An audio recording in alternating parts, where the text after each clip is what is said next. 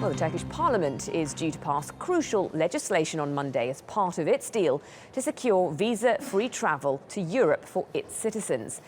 The visa-free promise is one of the concessions won by Turkey as part of its agreement with the EU on refugees. Some of the key measures that Turkey must implement include meeting EU standards for passports and ID documents, preventing illegal migration, fighting trafficking and terrorism, and certain fundamental rights for all Turkish citizens, including freedom of movement.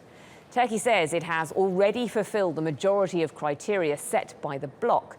Today's legislation is aiming to meet the remaining criteria before the EU presents its progress report on Wednesday.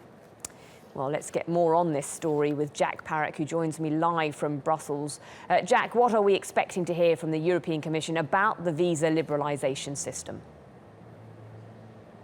Well, we've heard today, ahead of Wednesday's decision, from sources within the European Commission that they're likely to endorse the adoption of this visa liberalisation scheme. Now, there were 72 conditions that the EU put in place for Turkey in order to get this passed through.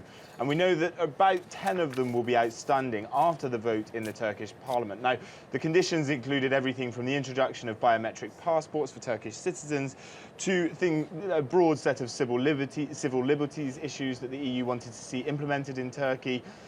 10 of those that are remaining, the ones that are going to be difficult for the Turkish government to appease the EU on, are things like campaign financing rules and also privacy rights that the Turkish government is believed to be somewhat reluctant to go as far as the European Union wants them to go to.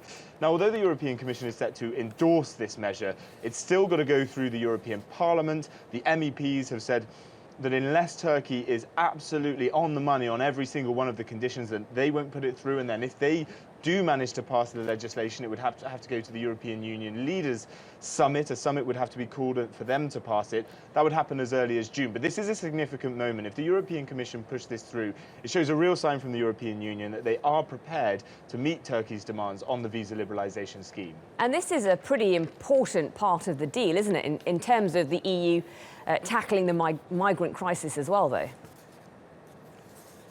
It is indeed. So the Turkish Prime Minister Ahmet Davutoglu has said that they will walk away from this deal unless visa liberalisation is passed within a reasonable time once they've met the conditions as they see from their side that the European Union have set. Now, the deal as itself has been an exchange of one for one. So essentially, for every refugee and migrant that is taken back from Greece to Turkey, for everyone that Turkey takes back, that the European Union will resettle a Syrian refugee from a Turkish refugee camp. It's seen as the only way, really, to tackle the large numbers of people that have been entering the European Union. And the EU knows it needs to have Turkey on its side.